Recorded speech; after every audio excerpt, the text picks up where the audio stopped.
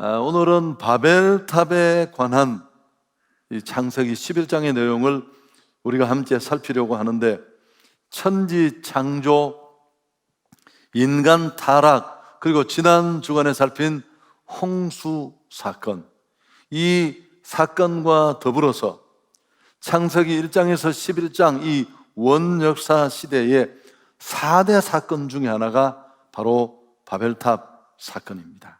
그래서 좀 그 의미를 살피려고 하는데, 많은 정보들을 우리에게 줍니다만은 무엇보다 우선 하나는 에덴 동산에 범죄한 이후에 인간의 본성은 죄로 완전히 오염됩니다. 아담과 하와 속에 들어왔던 그 죄는 그야말로 광폭 행보를 하면서 전 인류로 확산됩니다. 가정 안에서 형이 동생을 죽이고, 그 죄는 울타리를 넘어서 점점점 확산되어서 마침내 지난 시간 노아 시대 하나님은 사람 지으셨음을 후회하시고 물로 다 심판하는 그런 일들이 있었습니다. 이제 그리고 한 300년 이상 시간이 지났습니다.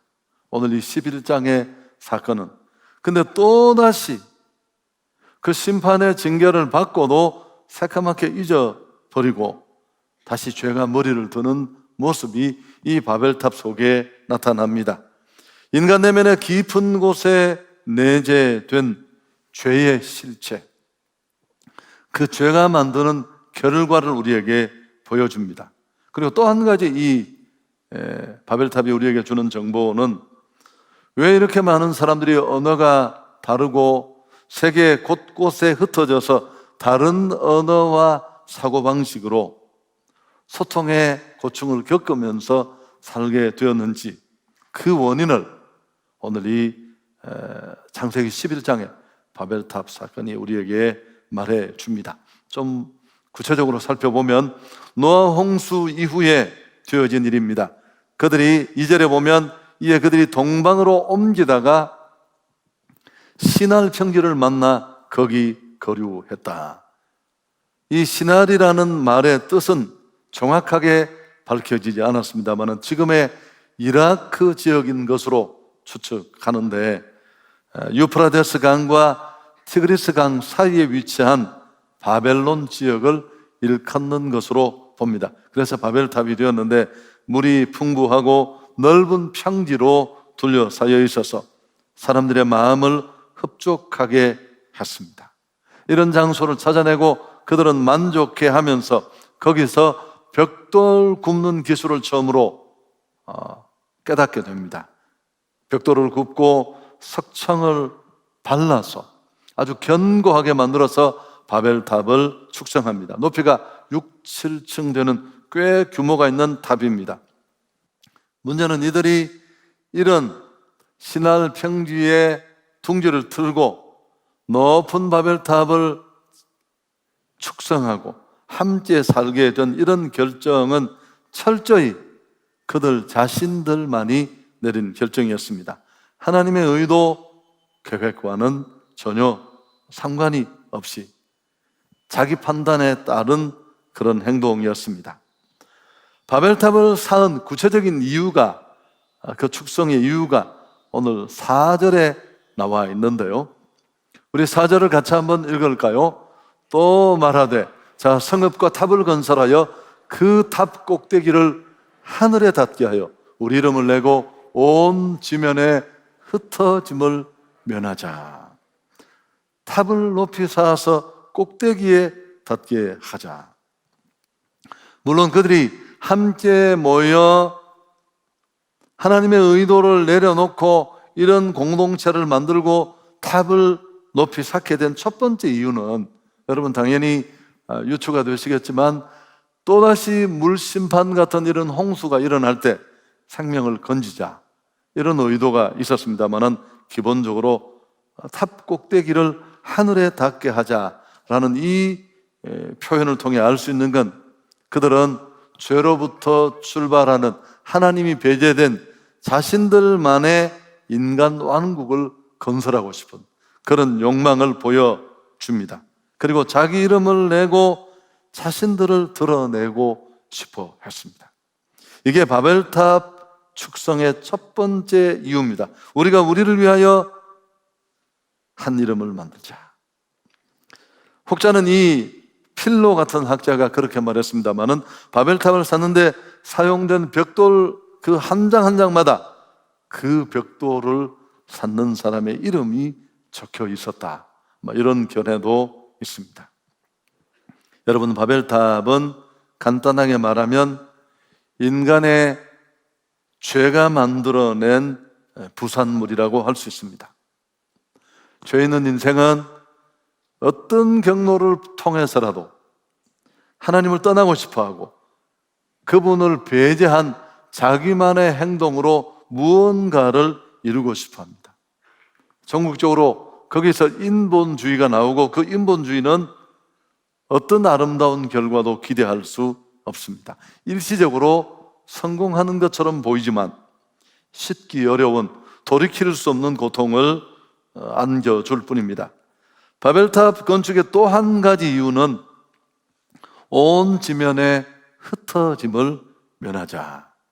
뒷부분에 그런 내용이 있는데, 하나님은 노아 홍수 이후에도 노아에게 너는 생육하고 번성하여 땅에 편만하여 번성하라 라는 명령을 주셨습니다만, 사실 이 명령은 소곱하면 아담과 하와에게 주신 문화 명령과도 연결됩니다. 죄의 포로가 되고 자신을 드러내고 싶은 욕망에 포로된 인간에게 이런 하나님의 사명, 말씀 전혀 관심도 없고 아랑곳하지 않을 수밖에 없습니다. 결국 하나님이 그것을 보려고 땅으로 강림하셨고, 7절에 보면 자 우리가 내려가서 거기서 그들의 언어를 혼잡하게 하여 그들이 서로 알아듣지 못하게 하자 하시고, 바벨이란 이름의 뜻이 그래서 혼란, 혼돈이라는 뜻입니다. 9절에도 보면 그러므로 그 이름을 바벨이라 하니 이는 여호와께서 거기서 온 땅의 언어를 혼잡하게 하셨습니다. 여호와께서 거기서 그들을 온 지면에 흩으셨다. 하나님을 배제한 인간의 모든 무모한 계획, 그 계획은 바벨탑이고 또 그 결과는 혼란만 가증할 뿐입니다. 우선은 언어의 혼란이 왔잖아요. 원래 온 인류는 한 언어로 살았습니다. 이건 언어학자들도 동일하게 동의하는 부분인데 지금은 수없이 많은 언어로 나누어져서 소통을 위해 고민하고 어렵습니다. 우리 대한민국만 해도 영어를 배우는데 무려 매년 15조 정도가 들어간다고 합니다. 하나님을 떠난 인간에게는 오직 혼란만이 찾아온다. 자기를 내세우고 죄성으로부터 출발한 자기 욕망에 포로되어 살아가는 인생은 이렇게 무너질 뿐이라는 교훈을 우리에게 줍니다. 인간은 자신의 오만을 위해 언제든지 자기 원하는 곳에 정착하려고 합니다. 하나님이 만드시고 하나님의 영광을 위해서 살아야 될 그런 존재, 하나님의 형상대로 지음받았습니다마는, 그렇지만 죄성이 머리를 들고 죄가 그 마음과 생각을 지배하면 스스로를 위해 살고 싶어 합니다. 하나님을 배제한 그런 이기적 인생관으로 전락할 수밖에 없습니다. 오늘 이 바벨탑 사건이 우리에게 주는 교훈이 참 많습니다마는 대홍수 사건 이후에 발생한 인류 최대의 사건이라고 할 수 있습니다.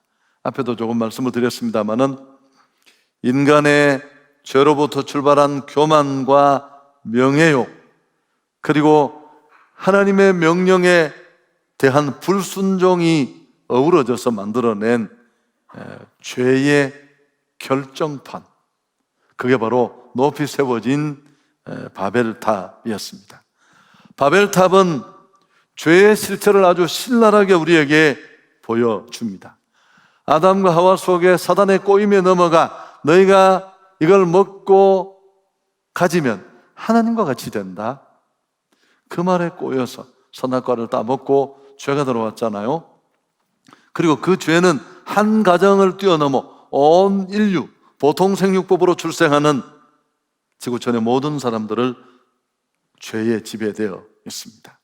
정말 허물과 죄로 우리는 완전히 죽어 있는데, 이런 인간의 뿌리 깊은 죄성을 또 한 번 깨닫게 됩니다. 홍수 심판의 철퇴를 맞고 노아의 그 방주 안에 있는 생명체만 존재할 수 있었습니다. 그리고 이제 몇백 년이 지났지만 그들은 또다시 죄의 머리를 들고 하나님을 배제한 인간 왕국 건설, 자신들을 드러내는 욕망에 이끌리는 그런 모습을 이 바벨탑을 통해 보여주는 겁니다. 죄의 무서움을 다시 한번 각성하게 됩니다. 여러분, 죄는 단순히 잘못하고 악을 범하는 정도가 아닙니다. 하나님을 내 삶의 자리에서 밀어내고 배제합니다. 입술로는 고백하지만 내 삶을 좌지우지하는 왕권은 내게 있고 내가 주인이라고 생각합니다. 그 모습이 더 분명히 드러나는 건 오늘 내가 하는 일의 목적입니다. 하나님을 드러내는 것이 아니고 나의 영광을 위해서 그렇게 살아갑니다. 사명, 무슨 순종, 그런 거 별로 관심 없습니다. 아무리 큰 징계를 받았다고 해도 얼마 지나지 않으면 그 심판의 무서움을 새까맣게 잊어버리고 또다시 죄를 범하게 됩니다. 여러분, 이렇게 말하니까 사람들 참 문제가 많네, 이렇게 우리는 죄를 멀리 둘 수 있습니다만 그렇지 않습니다. 이 죄성이 오늘 내 안에 있습니다. 여전히 꿈틀거리고 몇 가지 조건만 맞으면 바로 실체가 드러납니다. 죄를 범하여 두들겨 맞고 회개하고도 우리는 또다시 동일한 죄를 범하기 일쑤입니다. 예수를 믿고 성령의 은혜를 경험해도 마찬가지입니다. 우리가 이 세상 살아가는 동안 이 죄의 영향력에서 완전히 벗어날 수 없다는 것을 바벨탑 사건은 보여줍니다. 오늘 이 바벨탑 사건을 통해 우리가 첫 번째 받아야 될 메시지가 있다면 경계하라는 것입니다. 여러분, 죄는 사라지지 않습니다. 직분을 받고 시간이 가고 은혜를 체험하고 간증이 있다고 해서 죄가 우리를 피해가지 않습니다. 지금도 내 안에 있고 너를 위해 예전처럼 살라는 충동으로 아우성치고 있습니다. 우리는 우리 안에, 내 안에 있는 이 뿌리 깊은 죄성을 직시해야 합니다. 그리고 죄가 활동하지 못하도록 날마다 성령의 은혜와 도우심을 구하는 그런 노력이 필요하고, 죄로 오염된 몸과 마음을 하나님의 말씀으로 복종시키려는 노력이 필요합니다. 바벨탑이 왜 무너졌을까요? 그렇습니다. 그 속에는 하나님이 없었습니다. 교만과 인본주의가 여기서부터 출발합니다. 하나님을 무시하고 배제한 역사였습니다. 오늘 하나님을 빼버린, 구호로는 하나님을 외치고 고백으로는 하나님을 말하지만 내가 의도하는 그 어떤 계획 속에, 무언가를 이루려는 것 속에 하나님이 빠졌다면 그건 바벨탑이 될 수 있어요. 젊은이들이 이제 결혼을 합니다. 인생을 살면서 그 좋은 날에 사랑하는 사람을 만나 같은 가치를 가지고 함께 오손도손 산다는 건 지금 비록 코로나로 어렵지만 정말 인생에 몇 번 없는 행복한 일이고 좋은 일인데, 그렇지만 언제든지 경계선을 넘을 수 있습니다. 우리 서로 사랑하고 아이 놓고 집 사고 행복하고 열심히 일하고 알뜰하게 모으고 그러면 잘 살지 않겠나. 여러분, 바벨탑이 될 수 있습니다. 만일 거기 어디에도 하나님에 대한 믿음이나 사명 순종이 없고 그 가정을 만드신 하나님, 두 사람을 만나게 해서 비전을 이루게 하시려는 하나님의 의도를 저버린다면 그 가정의 미래는 누구도 담보할 수 없습니다. 성경은 말합니다. 저는 늘 그럽니다. 그래서 결혼하면 총각 처녀 때보다 더 많이 기도해야 돼요. 에레미야 17장 5절에 성경은 견고합니다. 여호와께서 이와 같이 말씀하시니라. 무릇 사람을 믿으며 육신으로 그의 힘을 삼고 마음이 여호와에게서 떠난 그 사람은 저주를 받을 것이다. 그런 거 아시죠? 총각 신앙은 군대를 가봐야 알고 처녀시장은 시집을 가봐야 안다. 너무 잘 아는 얘기라고 얕보지 마십시오. 여러분, 현실의 문제가 걸리면 무슨 사명, 이념 그런 거 다 무너질 수 있습니다.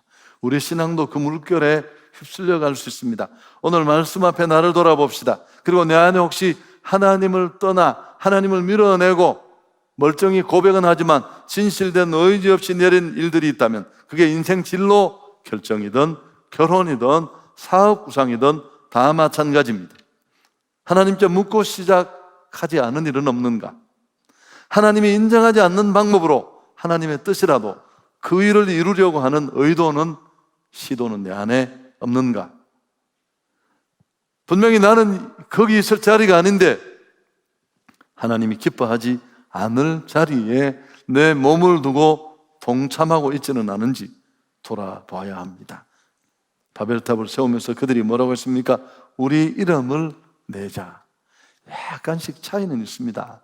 그렇지만 우리 모두 얼마나 좋아하는지 몰라요. 과시하고 싶고 자랑하고 싶고 내가 하고 싶은 마음이 우리 안에 온통 가득합니다. 타락한 인간은 기회만 있으면 교만하고 명예욕에 사로잡혀 경계선을 뛰어넘고 바로 무너질 자기 탑을 샀습니다. 고린도전서 1장 29절 이하를 같이 한번 읽을까요? 아무 육체도 하나님 앞에서 자랑하지 못하게 하려 하십니다. 사랑하는 자는 주 안에서 자랑하라 함과 같게 하려 함이니라. 여러분, 복 주실 때 여러분이 주목받는 자리에 섰을 때 자랑하지 마십시오.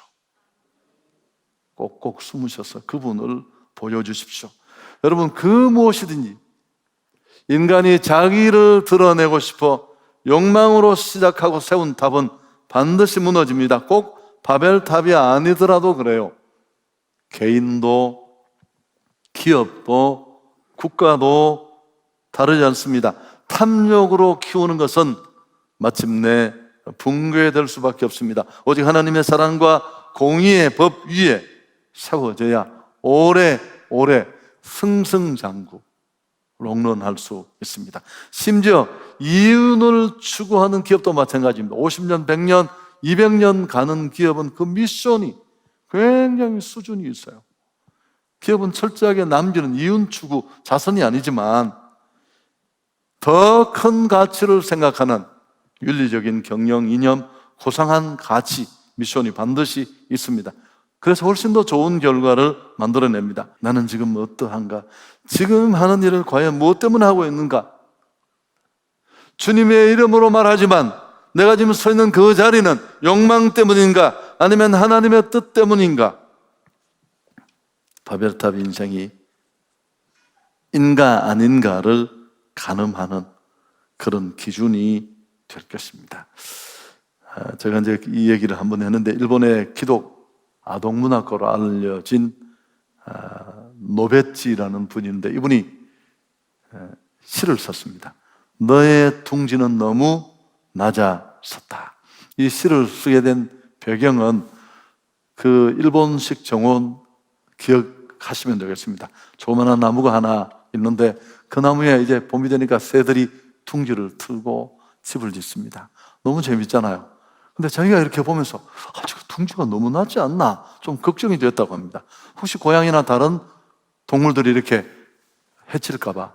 그렇지만 뭐 새하고 소통할 방법도 없고 짖는 걸 뜯어서 옮겨줄 수도 없고 그러다가 집이 지어지고 새끼가 태어나고 어미새는 종일 먹이를 물어다가 새끼 새에게 먹여주는 그 행복한 장면을 이 노베치는 고스란히 구경하게 되었습니다.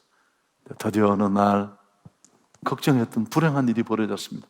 고양이가 덮쳐서 새 새끼를 다 먹어버리고 먹이를 찾아온 어미새는 그 옆에서 온종일 울고 그래서 그는 이 경험을 바탕으로 너의 둥지는 너무 낮았었다 라는 시를 쓰게 된 겁니다.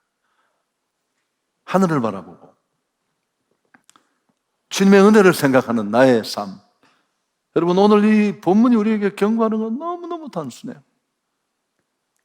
어느 한 시대에 죄성으로부터 출발한 인본주의에 붙잡힌 누가 만든 탑이 아니라 오늘 우리도 그럴 수 있습니다. 직분을 걸치고 주님을 말하면서 왕이신 나의 하나님을 고백하면서 그 자리에 내가 주인 되어 있고 내가 영광 받으려고 하고 그 속에 하나님은 계시지 않는 이해와 욕망만 쫓아가는 그런 바벨탑을 쌓는다면 여러분, 그건 너무 낮아요. 결국 사단이 다 먹어버리고 부서지고 열매 맺지 못합니다. 오늘 말씀 앞에 새로운 결단이 있기를 주의 이름으로 축복합니다. 다시 한번 요약해 본다면 창세기 1장에서 11장을 들여다보면 흔히 원역사라고 일컬어지는 이 말씀을 우리가 묵상해 보면 죄범한 인간은 스스로의 힘으로는 하나님과의 관계를 개선할 능력이 없습니다. 그 죄 가운데 죄에 붙잡힌 인생이 만들어내는 그 결정판이 11장의 바벨탑 사건입니다.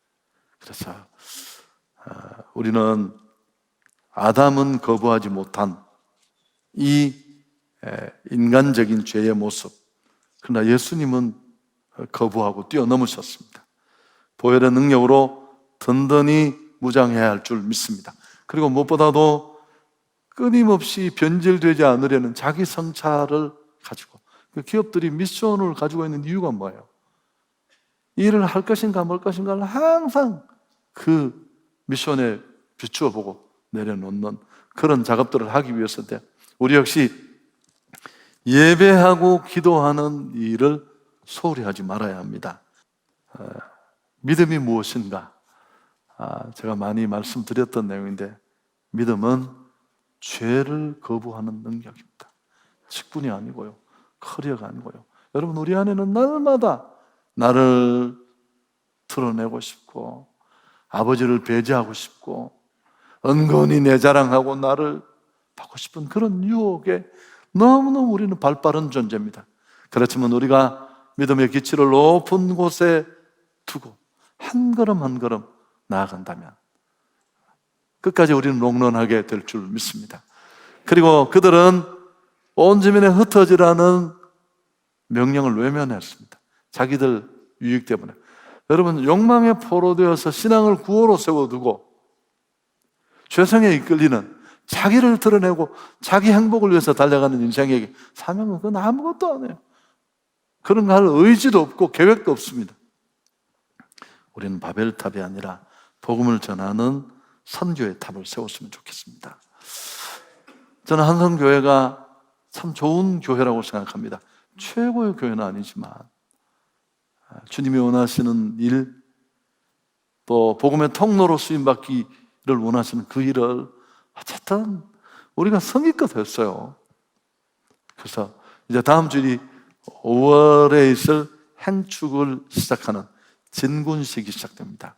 여러 가지 우리가 대면할 수 없는 일들이 곳곳에 있지만 여러분, 우리는 그런데 별로 관여치 않으려고 해요. 생각을 조금만 바꾸면 훨씬 더 많이 다양한 장소에서 한절을 넘어 우리는 우리의 마음을 보이면서 주님의 비전에 우리를 맞출 수 있습니다.